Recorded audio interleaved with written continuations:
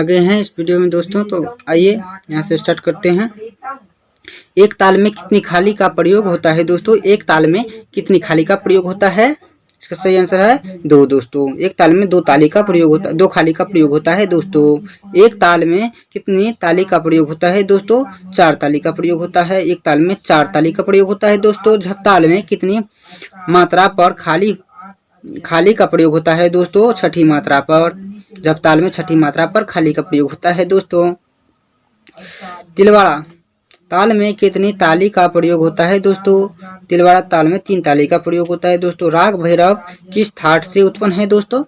राग भैरव थाट से उत्पन्न है दोस्तों। राग देश में कौन सा स्वर विकृत होते हैं दोस्तों? राग भैरव में नी स्वर विकृत होते हैं दोस्तों। झपताल में किस मात्रा पर, झपताल में खाली किस मात्रा पर होती है दोस्तों? झपताल में खाली 6 मात्रा पर होती है दोस्तों। राग बिहाग किस थाट से उत्पन्न है दोस्तों? राग बिहाग बिलावल थाट से उत्पन्न है दोस्तों। राग भीम पलासी में कौन स्वर विकृत होते हैं दोस्तों? राग भीम पलासी में कौन स्वर विकृत होते हैं दोस्तों? ग एवं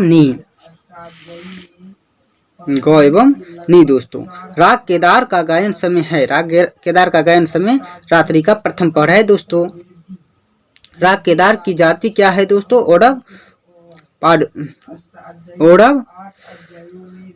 साडव दोस्तों।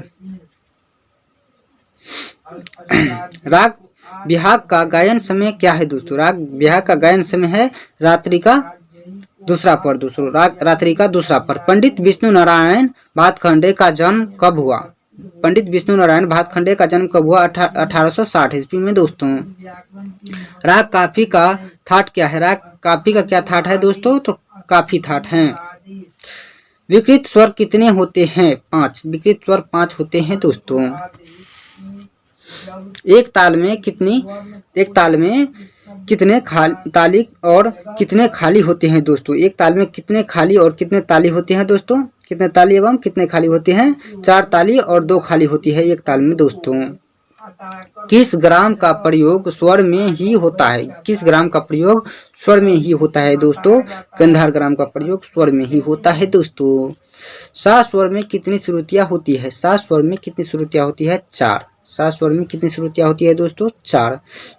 स्वरों के ऊपर चढ़ने की क्रम को क्या कहते हैं दोस्तों?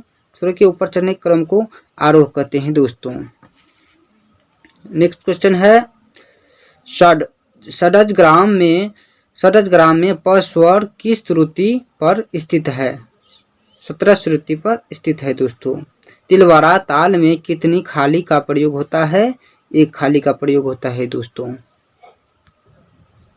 ये दोस्तों नेक्स्ट क्वेश्चन करते हैं। यहाँ पर है, सूल ताल में कितनी ताली का प्रयोग होता है दोस्तों? सूल ताल में 3 ताली का प्रयोग होता है दोस्तों। नेक्स्ट क्वेश्चन पर चलते हैं। सूल ताल में कितनी खाली का प्रयोग होता है? सूल ताल में कितनी खाली का प्रयोग होता है दोस्तों? 2 खाली का प्रयोग होता है दोस्तों सूल ताल में।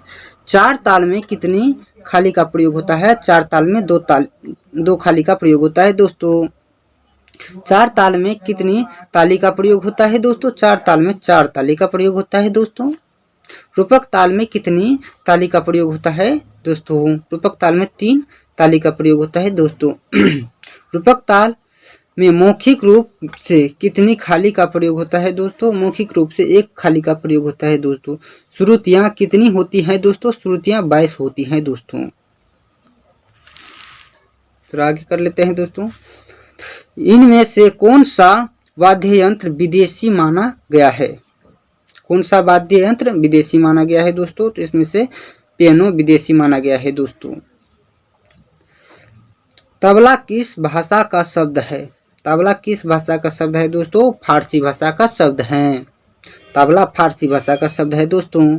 तबला का आविष्कार किसने किया? तबला का आविष्कार किसने किया दोस्तों? तबला का आविष्कार अमीर खुसरा ने किया दोस्तों। तबला का आविष्कार अमीर खुसरा ने किया दोस्तों। डंगा किसको कहते हैं? डंगा किसको कहते हैं दोस्तों? डंगा किसको कहते हैं? वायु तबला को कहते हैं दोस्तों। वायु तबला को डंगा कहते हैं दोस्तों। इनमें से विदेशी खाद्य यंत्र या खाद्य यंत्र किसे यानी वाद्य यंत्र किसे कहा गया है दोस्तों? इनमें से विदेशी वाद्य यंत्र किसे कहा गया है दोस्तों? गिटार को।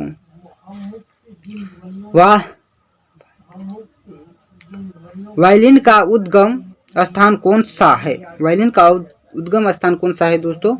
उद्गम स्थान भारत है। वायलिन का उद्गम स्थान भारत है दोस्तों। वायलिन का उद्गम स्थान कौन सा है दोस्तों? वायलिन का उद्गम स्थान दोस्तों भारत है। यहाँ पर सीधा कर लेते हैं। संगीत की चर्चा किस वेद में हुई है? संगीत की चर्चा किस वेद में हुई है दोस्तों? सामवेद में। संगीत की चर्चा सामवेद में हुई है दोस्तों। तानपुरा में कितने तार होते हैं? तानपुरा में कितने तार होते हैं दोस्तों? 4 तार होते हैं। तानपुरा में 4 तार होते हैं दोस्तों। इनमें से किस राग में तीव्र मध्यम लगता है दोस्तों? इनमें से किस राग में तीव्र मध्यम लगते हैं दोस्तों? यमन राग में तीव्र मध्यम लगते हैं दोस्तों। किसी भी थाट में कितने स्वरों का होना अनिवार्य है? किसी भी थाट में 7 स्वरों का होना अनिवार्य है दोस्तों। 54 नंबर क्वेश्चन है दोस्तों। पंडित बच्चा मिश्र क्या जानते थे? पंडित बच्चा मिश्र क्या जानते थे दोस्तों? जल तरंग। पंडित बच्चा मिश्र जानते थे जल तरंग दोस्तों।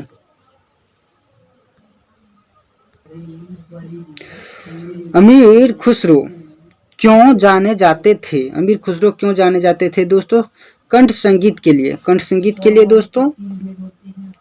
फूंक का वाद्य यंत्र इनमें से कौन सा है दोस्तों? फूंक का वाद्य यंत्र बांसुरी है दोस्तों। विलायत खां क्या बजाते थे? विलायत खां सितार बजाते थे दोस्तों।